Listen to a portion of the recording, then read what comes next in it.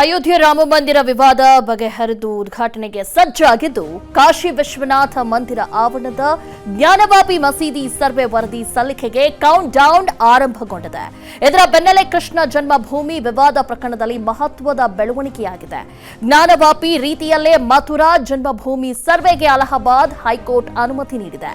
ಮಥುರಾದ ಶ್ರೀಕೃಷ್ಣ ಜನ್ಮಭೂಮಿ ಮಂದಿರದ ಆವರಣದಲ್ಲಿರುವ ಶಾಹಿ ಈದ್ಗಾ ಮಸೀದಿ ಸಮೀಕ್ಷೆಗೆ ಅನುಮತಿ ನೀಡಲಾಗಿದೆ. ಮೂವರು ಅಧಿಕಾರಿಗಳ ಸಮಿತಿ ರಚಿಸಿ ಸರ್ವೆ ನಡೆಸುವಂತೆ ಕೋರ್ಟ್ ಸರ್ಕಾರಕ್ಕೆ ಸೂಚನೆ ನೀಡಿದೆ. ಹಿಂದೂ ದೇವಸ್ಥಾನವನ್ನು ಬೀಳಿಸಿ ಮಥುರಾದ ಶಾಹಿ ಈದ್ಗಾ ಮಸೀದಿ ಕಟ್ಟಲಾಗಿದೆ. ಶಾಹಿ ಈದ್ಗಾ ಮಸೀದಿಯಲ್ಲಿ ಹಿಂದೂ ದೇವಸ್ಥಾನದ ಕುರುಹುಗಳಿವೆ. ಹೀಗಾಗಿ ಈದ್ಗಾ ಮಸೀದಿಯನ್ನು ಸಮೀಕ್ಷೆಗೆ ಒಳಪಡಿಸಬೇಕು ಎಂದು ಭಗವಾನ್ ಶ್ರೀಕೃಷ್ಣ ವಿರಾಜಮಾನ ಸಮಿತಿ ಹಾಗೂ ಇತರ 7 ಮಂದಿ ಅರ್ಜಿ ಸಲ್ಲಿಸಿದ್ರು. ವಿಚಾರಣೆ ನಡೆಸಿದ ಕೋರ್ಟ್ ಜ್ಞಾನವಾಪಿ ಮಸೀದಿ ರೀತಿಯಲ್ಲೇ ಸರ್ವೆಗೆ ಅನುಮತಿ ನೀಡಿದೆ.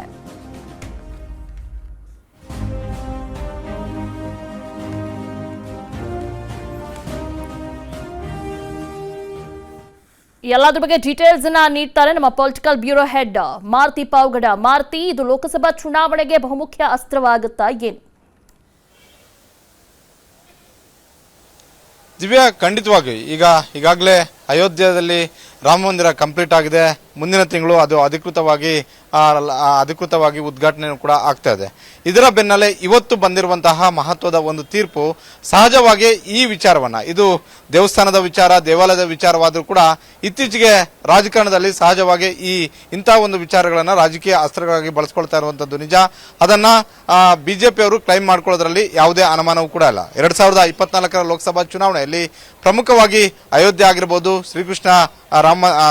ಶ್ರೀಕೃಷ್ಣ ಜನ್ಮಸ್ಥಳಕ್ಕೆ ಸಂಬಂಧಪಟ್ಟಂತೆ ಇವತ್ತು ಅಲಹಾಬಾದ್ ಕೋರ್ಟ್ ಕೊಟ್ಟಿರುವಂತಹ ತೀರ್ಪನ್ನು ಕೂಡ ಪ್ರಮುಖ ಅಸ್ತ್ರವಾಗಿ ಬಳಕೆ ಮಾಡ್ಕೊಳ್ತಾರೆ. ಆದ್ರೆ ಇವತ್ತು ಕೊಟ್ಟಿರುವಂತಹ ಒಂದು ತೀರ್ಪು ಯಾವ ರೀತಿಯಾಗಿದೆ ಅಂತ ಹೇಳಿದ್ರೆ, ಈ ಹಿಂದೆ ಜ್ಞಾನವಾಪಿ ಮಸೀದಿ ವಿಚಾರದಲ್ಲಿ ಯಾವ ರೀತಿಯಾಗಿ ಕೋರ್ಟ್ ಅವತ್ತು ತೀರ್ಪನ್ನ ಕೊಟ್ಟಿತ್ತೋ ಅಂಥದ್ದೇ ಒಂದು ತೀರ್ಪು ಇವತ್ತು ಶ್ರೀಕೃಷ್ಣ ಜನ್ಮಸ್ಥಳ ಇರುವಂತಹ ಮಥುರಾದಲ್ಲೂ ಕೂಡ ಅದೇ ರೀತಿ ಒಂದು ಮಸೀದಿ ನಿರ್ಮಾಣ ಆಗಿದೆ. ಆ ಮಸೀದಿಯ ಒಳಗಡೆ ಶ್ರೀಕೃಷ್ಣ ಜನ್ಮಸ್ಥಳದ ಒಂದಷ್ಟು ಕುರುಹುಗಳು ಇದಾವೆ ಅನ್ನುವಂಥದ್ದನ್ನ ಸುಮಾರು ಬಹಳಷ್ಟು ಅರ್ಜಿಗಳು ಬಂದಿದ್ವು. ಆ ಅರ್ಜಿಗಳನ್ನ ವಿಚಾರಣೆ ಮಾಡಿದಂತಹ ಅಲಹಾಬಾದ್ ಹೈಕೋರ್ಟ್ ಪ್ರಮುಖವಾದಂತಹ ಒಂದು ಆದೇಶವನ್ನ ಇವತ್ತು ಕೊಟ್ಟಿರುವಂತದ್ದು. ಅಂದ್ರೆ ಅದನ್ನ 3 ಸದಸ್ಯರು ಇರುವಂತಹ ಒಂದು ಸಮಿತಿ ಕಂಪ್ಲೀಟ್ ಆಗಿ ಸರ್ವೆ ಮಾಡಬೇಕು. ಸರ್ವೆ ಮಾಡಿದ ಬಳಿಕ ಆ ರಿಪೋರ್ಟ್ ಅನ್ನ ಕೋರ್ಟ್ಗೆ ಕೊಡಬೇಕು ಅನ್ನುವಂತಹ ಒಂದು ಸೂಚನೆಯನ್ನು ಕೊಟ್ಟಿದೆ. ಸರ್ವೆ ಮಾಡುವಂತಹ ಒಂದು ಸಂದರ್ಭದಲ್ಲಿ ಏನೆಲ್ಲ ಕ್ರಮಗಳನ್ನ ಕೈಗೊಳ್ಳಬೇಕು ಅನ್ನುವಂತಹ ಒಂದು ಸೂಚನೆಯನ್ನು ಕೂಡ ಒಂದು ಕಡೆ ಸರ್ಕಾರ ಯಾವ ರೀತಿಯಾಗಿ ಸರ್ವೆ ಮಾಡಬೇಕು ಅನ್ನುವಂಥದ್ದಕ್ಕೆ 3 ಸದಸ್ಯರ ಒಂದು ಟೀಮ್ ಅನ್ನು ರಚನೆ ಮಾಡಬೇಕು. ಅದೇ ರೀತಿ ಅಲ್ಲಿ ಯಾಕಂತ ಹೇಳಿದ್ರೆ ಹಿಂದೂ ಮುಸ್ಲಿಂ ಅನ್ನುವಂತಹ ಒಂದು ವಿಚಾರವನ್ನ ಇಟ್ಕೊಂಡೆ ಗಲಭೆಗಳು ಆಗುವಂತಹ ಒಂದು ಸಾಧ್ಯತೆ ಇರುತ್ತೆ.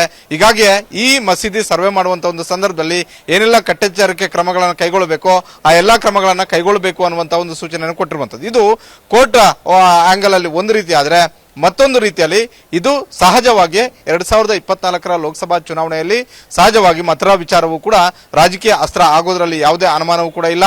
ಇತ್ತೀಚೆಗೆ ಅಭಿವೃದ್ಧಿ ವಿಚಾರಗಳಿಗಿಂತಲೂ ಕೂಡ ಅದು ಯಾವುದೇ ಬಿಜೆಪಿ ಅಂತ ನಾನು ಹೇಳ್ತಾ ಇಲ್ಲ, ಬಿಜೆಪಿ ಆಗಿರ್ಬೋದು, ಕಾಂಗ್ರೆಸ್ ಆಗಿರ್ಬೋದು, ಇನ್ನಿತರ ಯಾವುದೇ ಪಕ್ಷಗಳಾಗಿರ್ಬೋದು, ಈಗ ರಾಜ್ಯ ಸರ್ಕಾರ ನಾವು ತೆಗೆದುಕೊಂಡ್ರೆ ಅಭಿವೃದ್ಧಿ ವಿಚಾರಗಳಿಗಿಂತಲೂ ಕೂಡ ಗ್ಯಾರಂಟಿ ವಿಚಾರಗಳನ್ನ ಹೆಚ್ಚು ಪ್ರಸ್ತಾಪ ಮಾಡ್ತಾರೆ.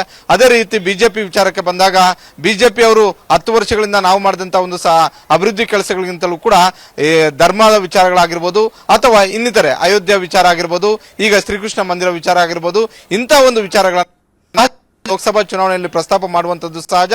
ಹೀಗಾಗಿ ಸಹಜವಾಗಿ ಇವತ್ತು ಬಂದಿರುವಂತಹ ಅಲಹಾಬಾದ್ ತೀರ್ಪೇನಿದೆ ಇದು ನಮ್ಮ ಹೋರಾಟದಿಂದ ಬಂದಿದ್ದು ಅನ್ನುವಂತಹ ಒಂದು ರೀತಿಯಲ್ಲಿ ಬಿಜೆಪಿಯ ಒಂದಷ್ಟು ಬಿಜೆಪಿಗೆ ಸಪೋರ್ಟ್ ಮಾಡುವಂತಹ ಒಂದು ಸಂಘಟನೆಗಳು ಏನಿವೆ, ಅದು ಹಿಂದೂ ಪರ ಸಂಘಟನೆಗಳು ಏನಿದಾವೆ, ಇದನ್ನ ಪ್ರಸ್ತಾಪ ಮಾಡುವಂತಹ ಒಂದು ಸಹಜ ಇದ್ದೇ ಇರುತ್ತೆ ಅಂತಾನೆ ಹೇಳ್ಬೋದು.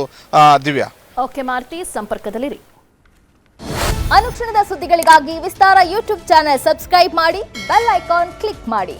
ಸುದ್ದಿಗಳ ಅಪ್ಡೇಟ್ಸ್ಗಾಗಿ ವಿಸ್ತಾರ ಆಪ್ ಡೌನ್ಲೋಡ್ ಮಾಡಿ.